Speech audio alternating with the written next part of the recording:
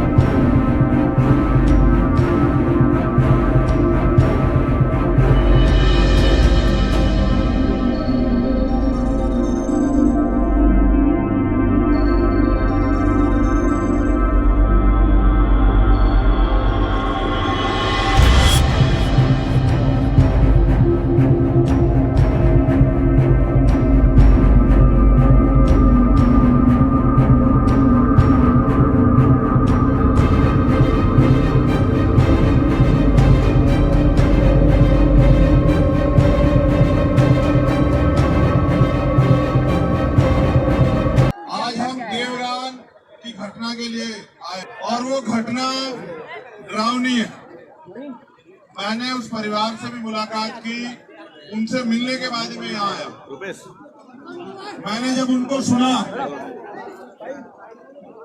तो मुझे एहसास हुआ कि वो किस डर में है, क्या उनके साथ हालात है। और फिर मैंने यहाँ के जो जिलाधिकारी, मैंने उनसे बात की। आप सब लोग भी यहाँ आए, मैं अपनी बात आपको बता देता हूँ। लेकिन कोई भी लड़ाई एक दिन में नहीं जीती जाती और एक दिन में कोई न्याय नहीं होता है। अगर न्याय चाहिए तो संघर्ष करने के आदी बनो। अगर न्याय चाहिए तो फिर अपनी लड़ाई को अपने पैरों पर खड़ा होकर लड़ने के लिए तैयार हो जाओ। देखो, उनको तब तक मारा गया जब तक वो उनकी जान नहीं चली गई। आज वो परिवार किससे उम्मीद करे न्याय की? आप बताओ। क्या उनके पास कोई नेता, विधायक, एमपी, मुख्यमंत्री है? शासन प्रशासन के लोगों की कार्रवाई से संतुष्ट नहीं। अगर उनकी कोई आखिरी उम्मीद है तो वो आप सब लोग हैं जो अपना काम छोड़ के, समय छोड़ के, अपने साधन से आज तमाम तरह की परेशानियां उठा के यहाँ आए। क्या आप आगे भी उनकी लड़ाई को मजबूत करने के लिए आने के लिए तैयार हो? तो मैं जो मांगे हमने वहां रखी है, मैं वो मांगे और पहली जो घटनाएं, 8-9 घटनाएं यहाँ हुई है, वो भी आपके सामने बता देता हूँ। 8 अक्टूबर को रनहे गांव में हमला किया गया। 11 अक्टूबर को राजापटना में सुरेंद्र अहिरवार को पेड़ पर फांसी के फंदे से लटका दिया गया। ग्राम दसोड़ा में रामकिशन अहिरवार को मजदूरी के पैसे मांगने पर दबंगों ने कुल्हाड़ी से काट दिया। केदूखेड़ा थाना क्षेत्र में बमहोरी पांजी गांव में दलित परिवार पर इसलिए हमला किया गया क्योंकि 2 नाबालिग बच्चों ने पीने के पानी को छू लिया था। इस घटना में पूरे परिवार के साथ मारपीट की गई। 5 सदस्यों को अस्पताल में भर्ती कराया गया। गांव जेरड़ तहसील पथरिया में थ्रेसिंग कर रहे मजदूर वीरू अहिरवार को थ्रेसर में धक्का देकर जान से मारने का प्रयास किया, जिसमें उसका एक हाथ कट गया, जिस पर पुलिस ने अपराधी को अभी तक गिरफ्तार नहीं किया। ग्राम बरवासा में कल रात 7:30 बजे राजकुमार अहिरवार को गोली मार दी गई। उनके परिवार के 2 अन्य लोगों को घायल कर दिया गया। एक आरोपी गिरफ्तार हुआ, बाकी 4 आरोपी अभी 3 आरोपी गिरफ्तार नहीं हुए। कृषि उपज मंडी में दबंगों द्वारा किसान के साथ मारपीट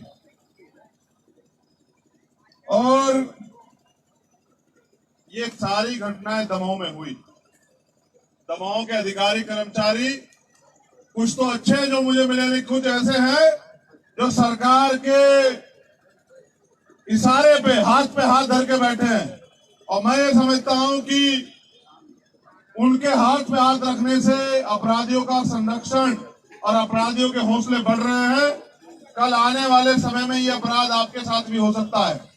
तो जो देवराना प्रकरण है और ये जो अन्य प्रकरण है, इनमें हमने मांगे रखी हैं और ये मांगे मैं समझता हूं कि आप सब लोगों की मांगे हैं कि सबसे पहले तो जो बाकी आरोपी हैं उनको एफआईआर में नामजद करके उनको जेल भेजा जाए।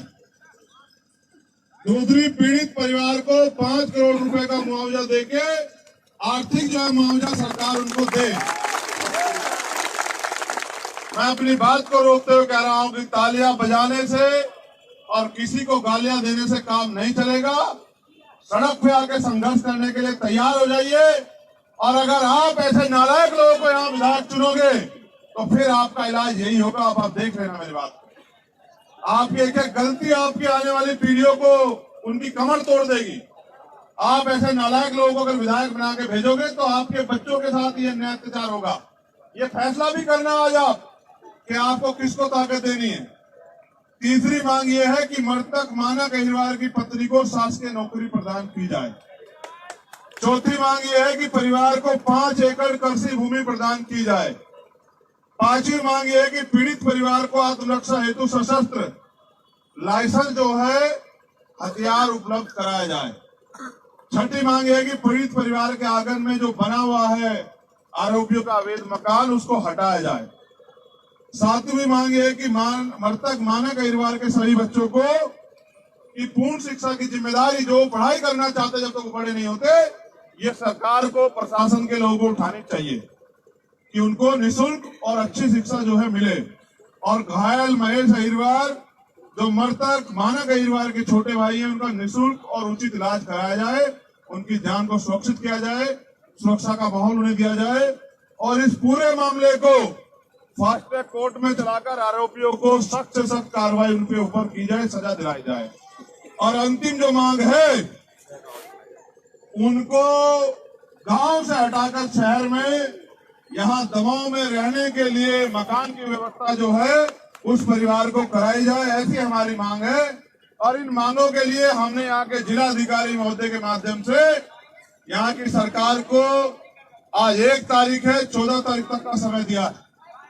अगर 14 तारीख तक हमारी मांग पूरी नहीं होती, मैं वचन देता हूं कि 15 तारीख से सड़क के बाहर नहीं, सड़क के अंदर जिला मुख्यालय में धरना शुरू होगा और अनिश्चितकालीन धरना होगा।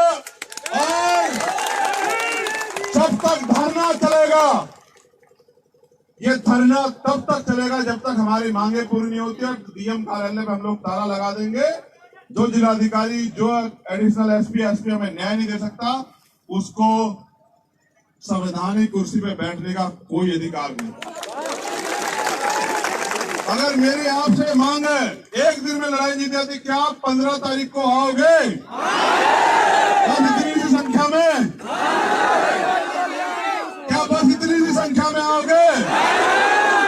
वादा करो कि एक आदमी कम से कम 20 आदमी को तैयार करके लेके आएगा। आओगे नहीं आओगे बताओ? ऐसा तो नहीं मैं अकेला यहाँ धरना देता रहूंगा। आओगे नहीं आओगे बताओ? वादा करो। तो फिर याद रखो कि आपका ऐलान के आगे मुख्यमंत्री भी झुकेंगे और आपकी मांगे पूरी होगी, वरना 15 तारीख की रोटी इसी जिला मुख्यालय में खाई जाएंगी। मेरा आपसे वादा। एक अनुरोध आखिरी मेरा आपसे और है, आप क्योंकि न्याय की लड़ाई लड़ने आए, आपको संविधान का ज्यादा पालन करना है। पूरी जिम्मेदारी से अपने साधन का प्रयोग करते हुए आप जाएं और अपने घर पहुंचे और अगले आदेश का इंतजार करें। तैयारी करके रखें। अगर हमारी मांगे पूरी होती है तो भी 15 तारीख को यहाँ आएंगे, और अगर नहीं होती तो भी आएंगे। अगर पूरी हुई तो इनका धन्यवाद करने आएंगे, और अगर नहीं पूरी हुई तो आंदोलन करने आएंगे। ये वादा भी मैं आपसे कर रहा हूँ। लेकिन अभी आपको घर जाना है जिम्मेदारी से, और आज से काम पे लग जाना है। 15 तारीख तक सारे मामलों में न्याय हो, इसलिए आपको अपने समाज को तैयार करना है और एक बड़ी संख्या में, लाखों की संख्या में जिला मुख्यालय पे आना। और मेरा आपसे निवेदन है कि अगर आप रास्ता बना दो तो मैं चला जाऊं, क्योंकि मुझे, आप जानते हैं, मेरे साथ समय की कमी है।